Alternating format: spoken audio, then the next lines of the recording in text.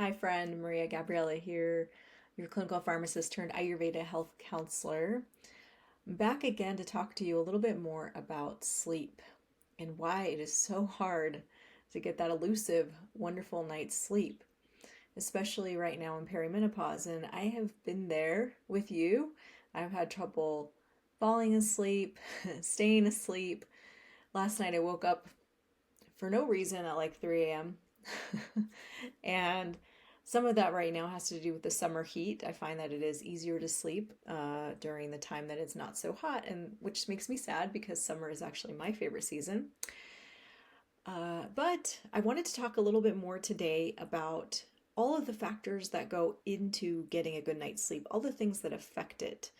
And some of these might be a review for you, some of these might be surprising, but it's worth revisiting because it's a reminder that there are so many different factors that go into getting a good night's sleep that usually it's not like one magic thing that's going to make the difference. It's going to be a constellation of a lot of little changes that'll probably adjust the quality and quantity and depth of your sleep, especially during this time of your life. And so it's important also to know that there isn't just like a magic fix or a magic pill or a magic herb that's going to do it. So that's what I mean by there's going to be a lot of little things that will shift things.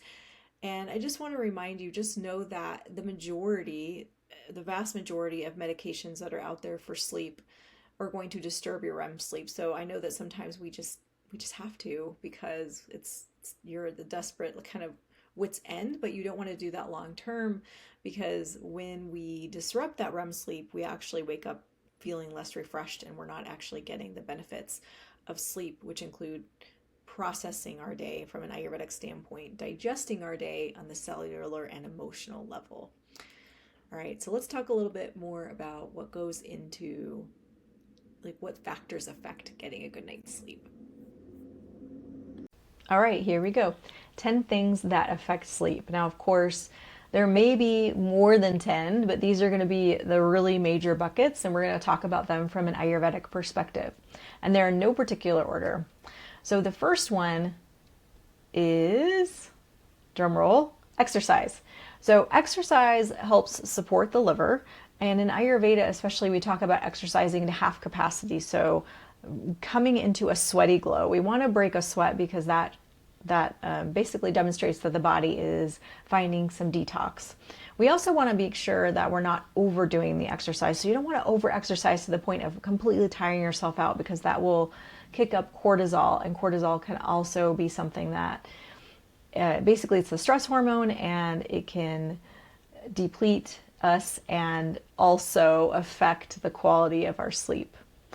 The last thing to think about when we're talking about exercise is that ideally we would exercise in the morning during kapha time of day from about 6 a.m. to 10 a.m. And so I know that sometimes that's hard and we can't always fit the exercise in earlier in the day, but that's the ideal. We just want to make sure, again, if we're exercising a little bit later in the day, that we do something that's a bit less rigorous. And we don't want to exercise too late in the day and overstimulate. The next one is hydration. This is another one that supports the liver. You'll hear this as a theme. Anything that supports the liver is tied into our quality of sleep. So hydration is really important. We want to aim for about half the amount of ounces of our body weight in water. So if you weigh 150 pounds, that would be about 75 ounces of water per day. And you can also drink herbal teas as long as they're not caffeinated. And the other thing to think about is that if you drink caffeine or alcohol, you do need to replace the hydration. So for every cup, meaning 8 ounces that you drink, you need a cup and a half. So that's about 12 ounces of additional water to replace the water that has been taken out from caffeine or alcohol. The next one to think about is meals. And when I talk about meals, I'm talking about a couple of things. One, making lunch the biggest meal of the day. And if you've heard me or read any of my stuff, you've probably heard me talk about this already. This one is a big one. So we eat lunch in the middle of the day because it is when the sun is the highest in the sky, the digestive fire is also the highest.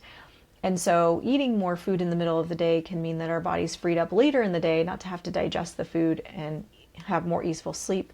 We would then have a light meal, hopefully about, at least 3 hours before going to bed. And again, that'll help with, going to sleep. The next one is hot flashes. I think this is pretty self-explanatory. Hot flashes, night sweats obviously affect how we sleep, how we, whether we can stay asleep comfortably. And I've been there. I've actually learned how to manage my hot flashes, and it's much more easeful now, a lot less intense. And that's something I'm going to talk about in a different video at some point here, is how to manage hot flashes using different Ayurveda techniques. And it's in some ways similar to sleep in that it's a lot of little things that are going to help to manage this. Again, looking at us from a holistic point of view, ourselves as a whole person, WHOLE, means that we don't have, like one little quick fix for things. Okay. The next one is environment. And you've probably heard this one, talked about from the Western perspective. It is things like keeping the bedroom cool, dark, and we don't want it to be too dark. We don't want it to have blackout curtains to the point that no morning light comes in. You do want to have that morning light on your eyes. That's actually also helpful for sleep, is getting morning light on the eyes. It helps to stimulate serotonin. It shuts down melatonin in the morning. And getting the sunset light on your eyes as well can help to stimulate melatonin in the evening. So again, regulating yourself with the circadian rhythm. One of the things on the environment side that I feel like sometimes my clients contest a little bit is that we should not have a TV in the bedroom. So the bedroom should only be for sleep and sex, and a TV in the bedroom can be overstimulating, especially from the standpoint of blue light on the eyes before bed. So blue light on the eyes before bed is like getting sunlight on the eyes before bed, and it's doing the opposite thing that we want it to do when we're trying to go to sleep. The next one is sleep apnea, and I have sleep apnea plus because it's mainly really just touching on the fact that there are many medical conditions that can affect quality of sleep, and sleep apnea is one of them. When I went to see my DO when I was having a lot of fatigue and first having trouble sleeping, and she did a lot of workup and ruling things out to make sure that it was perimenopause, she actually did a sleep test with me, or had me do a sleep test, and ruled out sleep apnea as a potential cause. So this is something just to think about. If you snore, or your partner notes that you snore, it might be something to explore with your healthcare professional. The next one, substances. This is a big one. And again, probably obvious, but still worth repeating. So caffeine, it doesn't matter if you only have a little bit of caffeine in the morning, it can still affect your sleep later in the day. I love coffee. I gave up coffee about 2 years ago. It was one of the hardest things that I've done on my Ayurveda journey. And it definitely, when I first gave up caffeine, I was having deeper sleep than I'd had in like a decade, and it was crazy. It really helped. And I was not a big coffee drinker, like 20 ounces in the morning, and that was it. So just something to consider. Caffeine is also very sharp, hot, and drying. And so it can increase vata and pitta in the body. And that's something, again, that we want to avoid as we're getting old.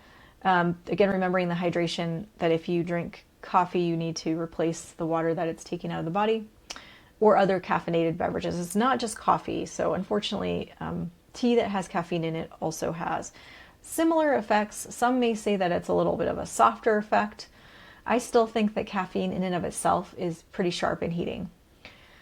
The other thing is alcohol. So alcohol is a central nervous system depressant. It initially makes you feel relaxed, and you can actually, some of us have used alcohol, drink so much alcohol that we pass out from drinking.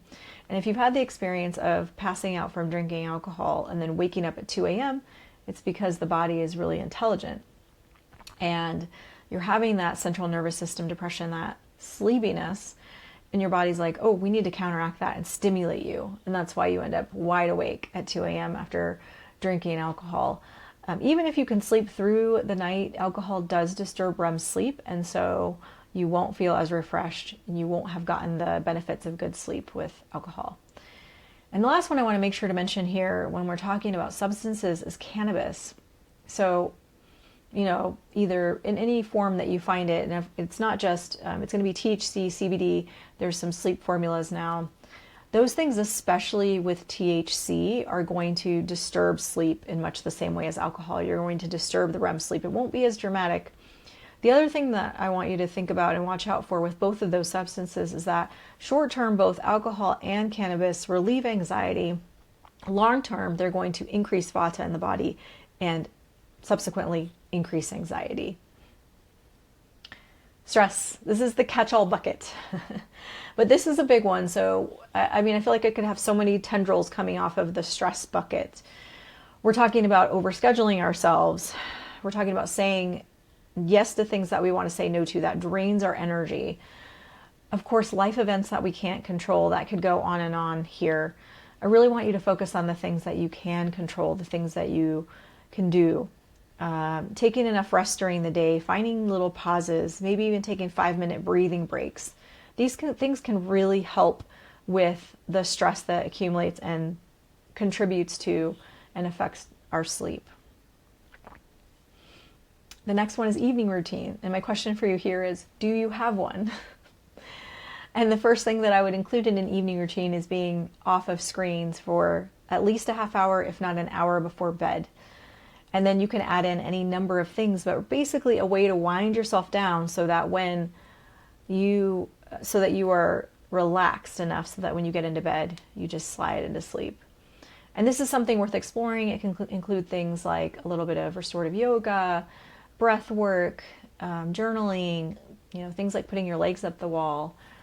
It can also include a bath. For me, bath is my favorite way to wind down. I cannot do it in the summer. So sad. So I have to do other things. Thinking about this. And then the last one, bedtime. So ideally the bedtime is going to be before 10 p.m. And you want to go to bed at the same time every night and wake up at the same time every morning so that the body gets into a routine. You can really train the body so that the body is like, oh yes, it's time to go to bed. We will now get tired. Oh, it's time to wake up. We're going to wake up. So this is really helpful, and it also regulates the nervous system.